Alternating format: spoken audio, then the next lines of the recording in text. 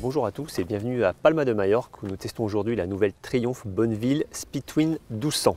Donc cette nouvelle Speed Twin se veut selon moi plus moderne que classique, un positionnement plus sportif également que le reste de la gamme Bonneville, avec donc, comme vous pouvez le voir l'esthétique qui reprend les codes d'un roadster dynamique, sans être sportif évidemment, mais dynamique et un peu moins classique, donc avec des lignes qui se rapprochent plus de celles d'un roadster contemporain.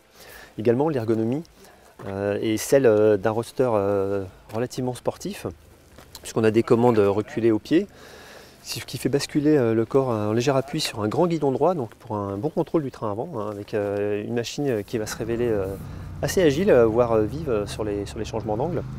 Alors également, cette machine se dote de toute l'électronique habituelle sur ce genre de moto, avec une poignée d'accélérateur ride-by-wire qui permet de contrôler l'injection selon 3 modes. Évidemment, l'ABS est de série et le contrôle de traction également.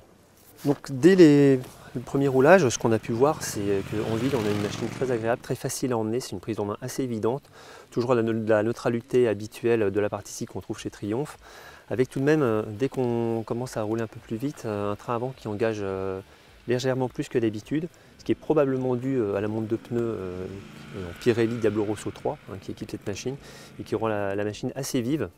De même, il faut savoir que Triumph a réduit pas mal d'inertie des trains roulants et a réduit le poids des masses non suspendues.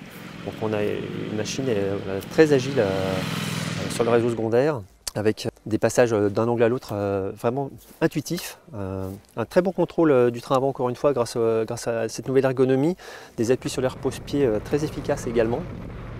Donc ça donne une moto plutôt sympa à emmener rapidement sur les routes.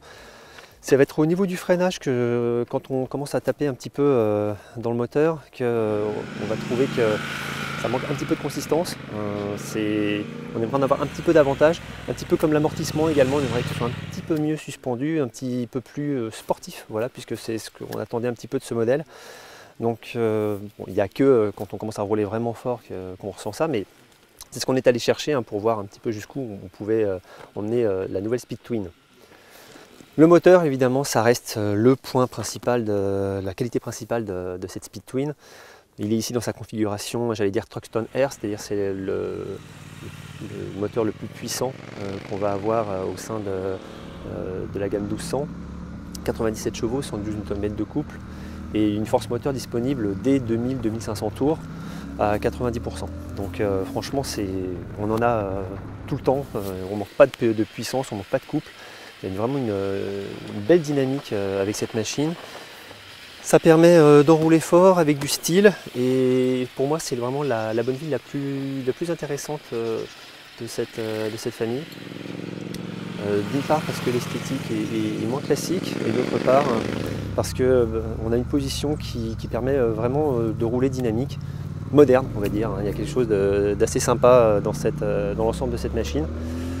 Une finition toujours à la hauteur de ce qu'on attend de chez Triumph, avec beaucoup d'aluminium un peu partout, notamment les garde-boue, les commandes reculées, il y en a partout, de toute façon l'aluminium, le bras oscillant également, enfin.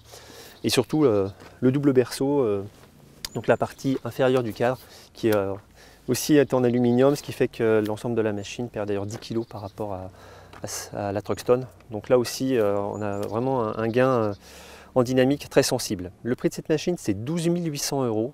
Donc là aussi Triumph fait un bel effort en contenant le prix de cette machine.